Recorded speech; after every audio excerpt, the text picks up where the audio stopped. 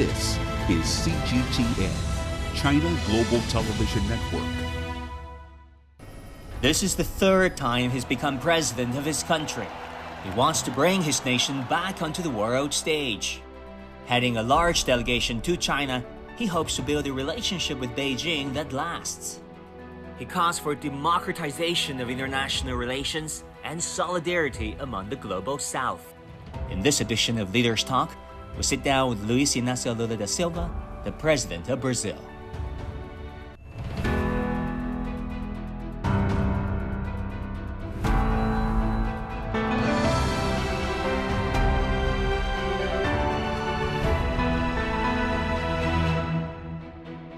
Welcome to Leaders Talk, where we meet leaders, thinkers, and trailblazers. I'm Wang Guan in Shanghai, and our guest today is Luiz Inácio Lula da Silva, the President of Brazil. In 2010, when Lula first left office, he was the most popular president in Brazil's history. 13 years later, when Lula returned, he inherited a very different Brazil and the world, more divided in many ways. Can Lula change Brazil again? Leading a very big delegation on a state visit to China, how does Lula position China in his foreign policy against the backdrop of increasing rivalry between Beijing and Washington? Here's my conversation with President Lula. President Lula, welcome back to China. This is your fifth time visiting China. You're leading a very big delegation to China, which was even bigger than they would have been in March. What do you hope to achieve through this state visit and through your meetings with President Xi Jinping? Mais uma vez, eu estou muito feliz de estar na China, porque temos muitos interesses comuns entre China e Brasil, e eu acho que essa visita pode aperfeiçoar a relação Brasil e China. Olha, nós temos vários interesses nessa visita à China. Primeiro, eu gostaria de estabelecer com a China uma parceria estratégica que pudesse durar muitas e muitas décadas. Segundo, é preciso avançar na relação do Brasil com a China, não apenas na questão econômica e na questão comercial. É importante que a gente avance um pouco na questão, sabe, científica e tecnológica. É preciso que a gente avance um pouco, sabe, nos convênios entre as universidades. É preciso mais chineses estudando no Brasil e mais brasileiros estudando na China. Nós precisamos estabelecer uma política em que a China se transforme em parceiro de investimentos no Brasil. E também eu quero discutir com o presidente Xi Jinping a questão da guerra da Rússia e da Ucrânia, que é uma guerra que está incomodando as pessoas que não estão participando da guerra. Estão muito incomodadas e está causando prejuízo em grande parte do mundo. E esses eu acho que são assuntos importantes. Eu quero discutir a parceria espacial com os chineses, quero discutir, sabe, o investimento, por exemplo, da China na indústria automobilística brasileira. Ou seja, portanto, nós temos muitos assuntos. Eu acho que vai ser uma visita muito proveitosa. President Lula, in your first two terms as president, you positioned China not just an economic partner, as big as it was for Brazil, but also as a geopolitical partner too, in elevating the status, elevating the voice of the global South. So I'm wondering, how do you position China in the foreign policy of a third Lula term? How important is China? Então, eu estou na China com muito otimismo, com muita vontade de que a gente possa avançar. Eu tive uma extraordinária relação com a China nos meus dois primeiros mandatos. Eu espero ter uma extraordinária relação com a China nesse meu terceiro mandato. Agora que a presidenta Dilma vai ser presidenta do Banco dos BRICS, eu acho que ela vai contribuir para aperfeiçoar essa nossa relação com a China. Talking about the BRICS Bank, as you know, Dilma Rousseff, your former chief of staff and former president of Brazil, is already the new chair, in fact. What do you think of this decision, and what do you think BRICS will do? Because over the years, BRICS have come under a lot of scrutiny and debate and even controversy on the global stage. Olha, primeiro, é normal que tenha tido essa controvérsia, essa discussão toda, porque é uma coisa nova. E tudo que você cria novo, você cria impacto positivo de um lado e impacto negativo dos outros. Por exemplo, Os nossos amigos americanos, eles têm sempre uma preocupação contra qualquer coisa nova que se crie em se tratando de banco ou de moedas, porque ele acha que a gente quer acabar com o dólar como moeda referência para o comércio exterior. Foi assim quando se criou o euro na Europa, os Estados Unidos ficou muito ofendido. E quando eu falava de que era preciso criar uma nova moeda, que um país do tamanho da China e do tamanho do Brasil não precisa negociar com base no dólar. Você pode ter uma moeda criada, sabe, que pode ser organizada pelos bancos centrais dos dois países e a gente fazer a nossa troca comercial, as nossas moedas. Isso é uma novidade, é uma coisa a ser estudada, é uma coisa a ser pensada e eu acho que o Brasil e a China são duas potências, ou seja, se a gente colocar mais a Índia, se a gente colocar mais a Rússia, se a gente colocar mais a África do Sul, agora entrou Bangladesh, entrou, sabe, os Emirados Árabes, a gente vai ter metade da população mundial participando dos BRICS. A gente tem um potencial econômico muito grande, um potencial comercial. Eu estou convencido que nós não temos que ter pressa de transformar o Banco dos BRICS num extraordinário, num grande banco. Nós temos que trabalhar com muita tranquilidade, sem atropelos, não cometer erro nenhum para que o Banco dos BRICS seja uma referência muito importante para os países em via de desenvolvimento. President Lula, I see the passion when you talk about elevating the standards of the global south. On so many occasions, you spoke very passionately about the necessity, the urgency of elevating the voice of the global south. Where is this passion from? Why such urgency? Including the democratization of international relations that you often refer to. Olha, eu tenho já há praticamente 12 anos tentado mostrar dentro das Nações Unidas que a geopolítica de 45 não existe mais.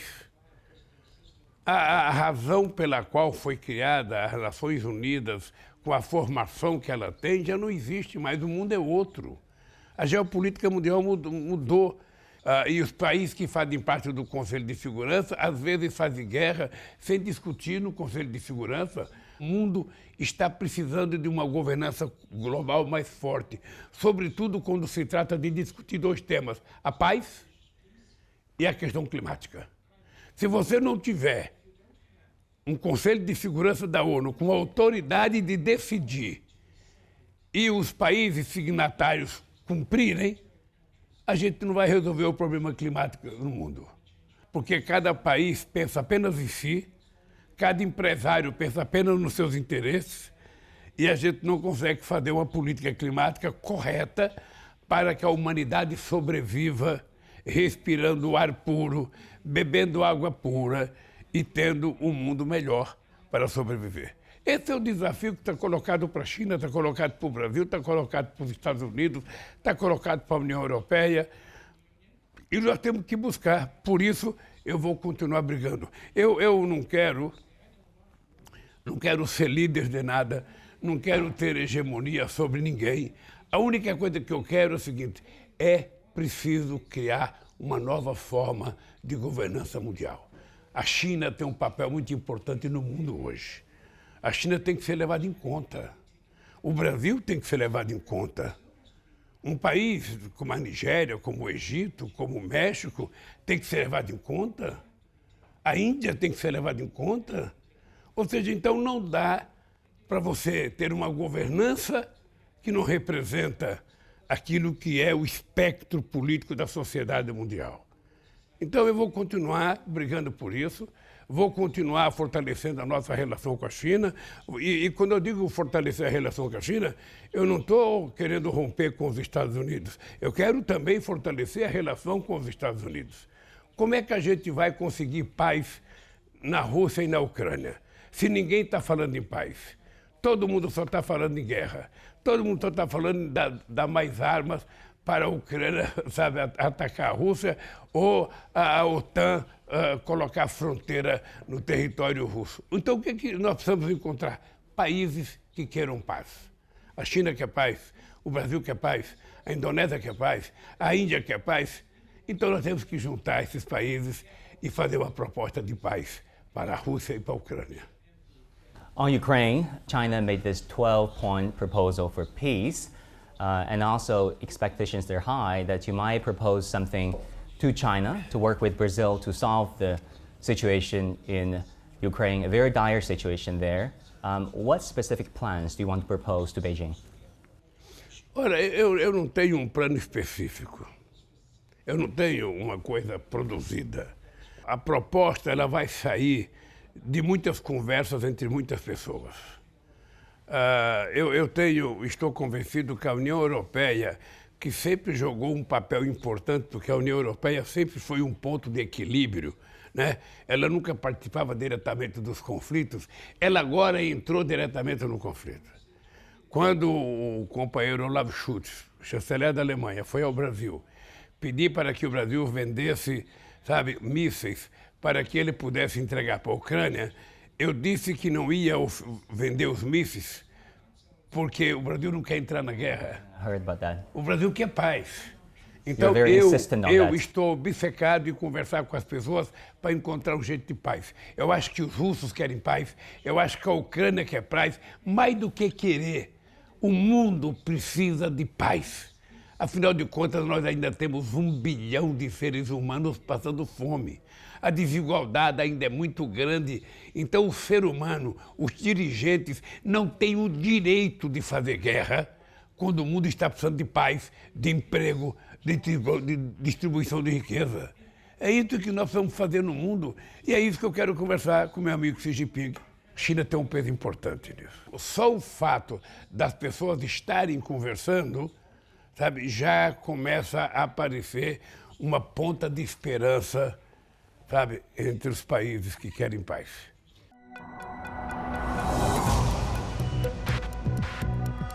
Each day, there are millions of stories. Each one can open new perspectives, new possibilities.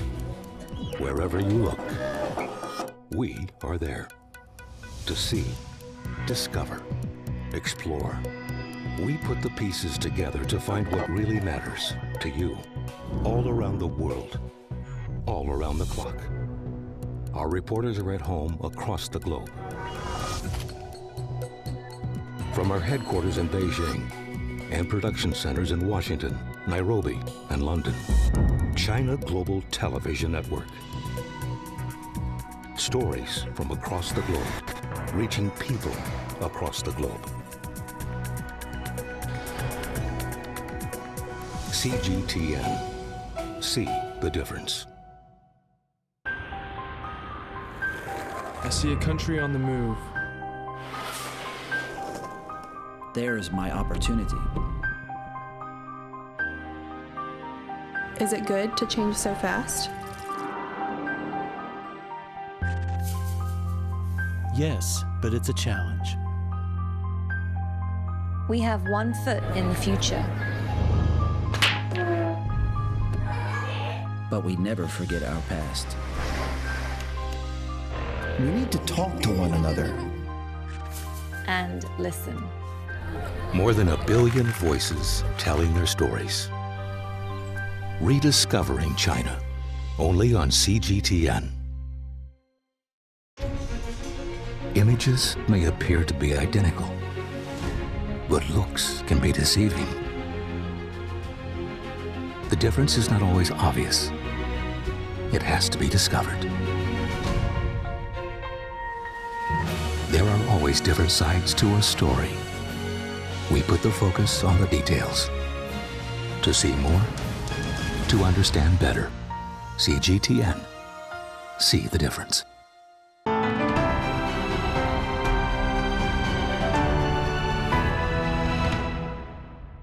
How do you look at the role of China?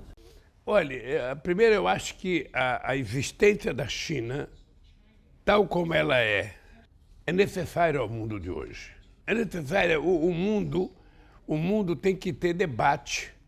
O mundo tem que ter disputas econômicas, disputas científicas, disputas tecnológicas, sabe?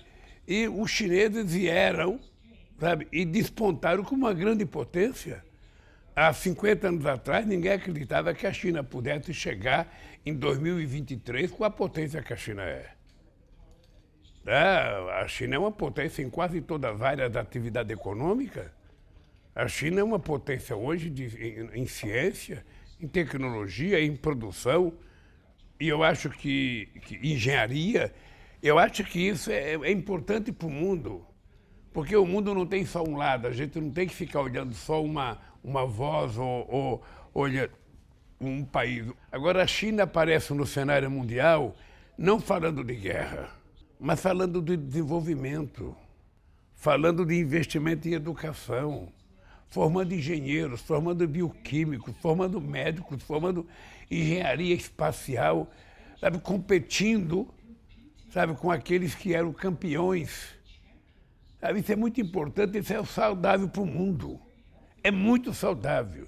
Eu quero te dizer que eu fico satisfeito e prazeroso que a China faça investimento na África e investimento na América Latina.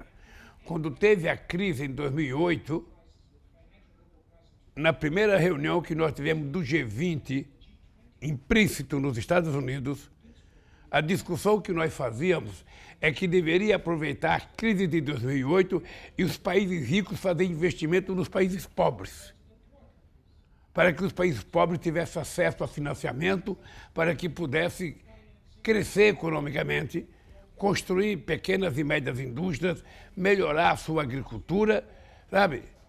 E ser menos dependente do mundo rico. Ninguém fez isso. A China fez. Então a gente não tem que ficar, sabe, com ciúme da China. Sabe, a gente tem que acreditar, sabe, que outros países deveriam fazer o que a China está fazendo. Outros países. Sabe? Porque assim o mundo fica melhor. O mundo fica melhor. Então eu acho que os chineses hoje representam um certo equilíbrio no debate econômico mundial, no avanço científico mundial, sabe? Então isso é importante para o mundo.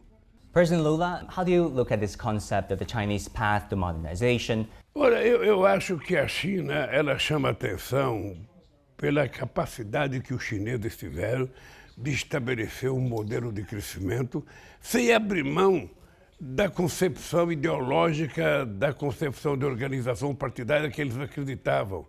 Eu conheci a China mais pobre. Eu conheci o momento em que o Brasil pagava salário mais alto do que a China, de que a economia brasileira parecia ser mais forte do que a chinesa. E os chineses deram um salto de qualidade extraordinário. E isso significa competência política, significa muita maturidade política. Ou seja, quando a globalização achou que poderia explorar a mão de obra barata na China, a partir dos anos 80, os chineses souberam utilizar as empresas estrangeiras que aqui vieram para que formasse os chineses, preparasse os chineses, milhões foram estudar fora, para que a China se transformasse na potência científica e tecnológica que ela é hoje, na potência econômica, na potência industrial. Então, é uma coisa extraordinária, por isso que eu sou admirador. Sabe? Não foi brincadeira tirar a quantidade de milhões e milhões de pessoas pobres que tinham na China e fazer as pessoas ascenderem a um padrão social mais elevado, se bem que ainda tem muitos pobres, mas tem muito pobre em muitos países do mundo. No Brasil, por exemplo, nós tínhamos acabado com a fome em 2012 e a fome agora voltou, numa demonstração de que houve responsabilidade política e econômica no Brasil, coisa que não aconteceu na China. Então, veja, eu acho que a gente tem que estudar a China com muito carinho, com muito cuidado e com muita humildade. A gente não é obrigado a concordar com tudo com a China, mas a gente também não pode ser contra por ser contra. É importante a gente saber o que foi feito, como foi feito e por que deu certo. E isso eu acho que assusta um pouco outros países, não é? Porque durante séculos só alguns países foram ricos, só alguns países mandaram no mundo.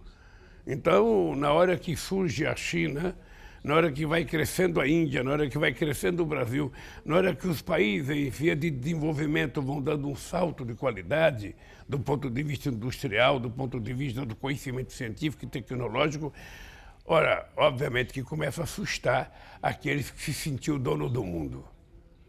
E aí o que nós temos que dizer para essas pessoas? Nós não queremos ser melhor do que ninguém. Nós queremos apenas ter o direito de sermos iguais.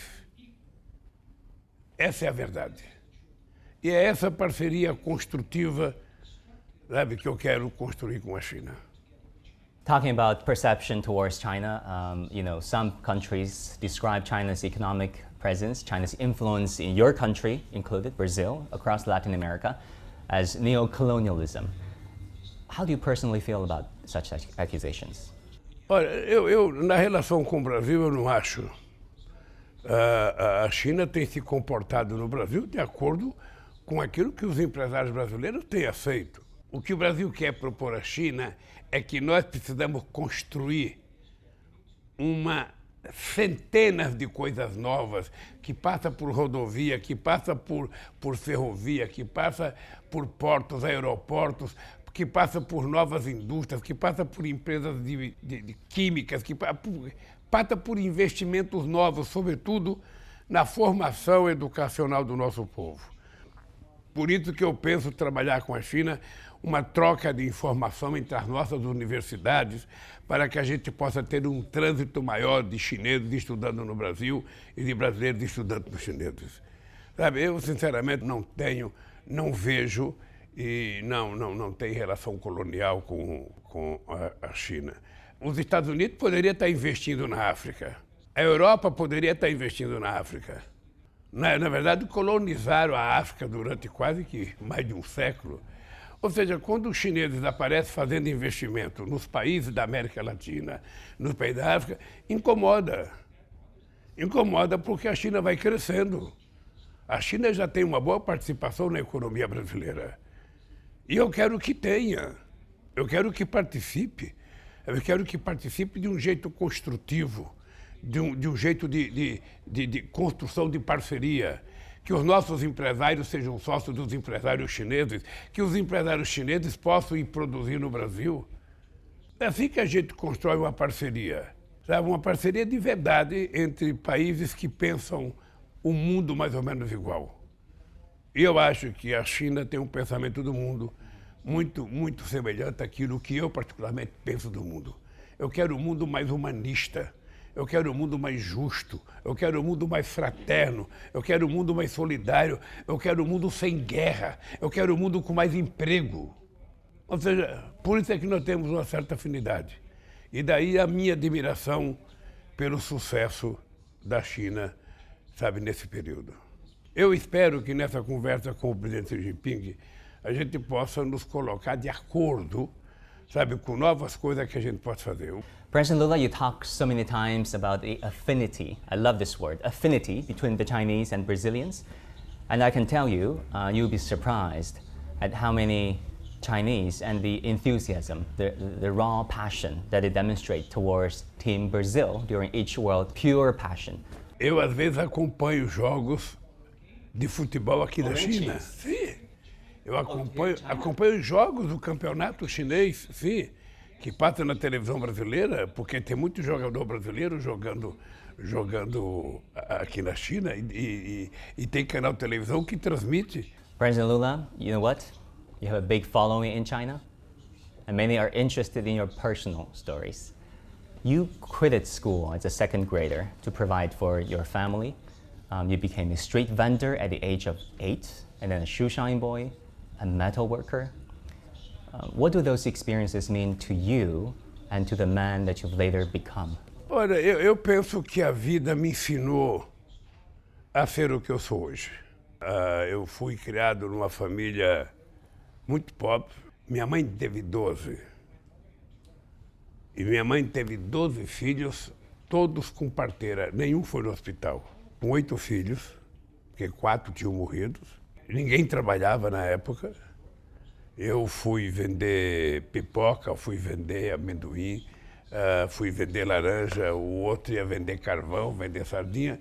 Também, o que é importante na minha vida é que eu tive uma mãe que se transformou na minha heroína, porque ela conseguiu criar 8 filhos, todos viraram trabalhadores, todos construíram família, ou seja, e eu tive a oportunidade de fazer um curso técnico, sabe, numa escola profissional e fui para o sindicato e virei presidente da República. Então, a minha cabeça sempre funciona não esquecendo de onde eu vim. E nunca esqueço para onde eu vou voltar quando eu deixar a presidência. A presidência não é uma profissão. A presidência é um exercício do mandato delegado por uma parcela da sociedade brasileira que acredita que eu vá fazer as coisas, sabe, que eles precisam. Então esse é meu papel. Só tem uma razão de ser presidente do Brasil. É melhorar a vida do povo mais pobre. É garantir que ele possa tomar café, almoçar e jantar todo dia. É garantir que ele tenha um emprego. É garantir que ele possa criar sua família. Esse é o papel de um presidente da República. Dar acesso à saúde a esse povo mais humilde. Então, é para isso que eu governo. E essa é a educação que eu recebi de berço. Talking about healthcare, I've always wanted to ask you this, Mr. President. At 17, you lost a finger while working as a metal worker, operating a press machine, unfortunately. Sorry about that. And then you ran to different hospitals, but couldn't get treated because you didn't have healthcare back then. What was it like? What did that experience make you want to do to your people, to your hospitals, and to your country when you became president yourself? Na verdade, quando eu cortei o dedo, era praticamente 2 horas da manhã, 3 horas da manhã, e eu só fui ser atendido no hospital às 7 horas da manhã. Ou seja, porque, sabe, naquele tempo no Brasil era muito difícil você ter acesso ao médico, sabe? Não tinha posto de saúde, não tinha tanto hospital. Hoje tem mais facilidade, hoje tem o SUS. O SUS é um grande programa de saúde. E hoje, então, se uma pessoa cortar o dedo, será tratado com muito mais rapidez do que eu fui. E aí é a única razão pela qual eu voltei a ser presidente. É a única razão. President Lula, thank you so much for your time and get on Leaders Talk on CMG. Thank you very much.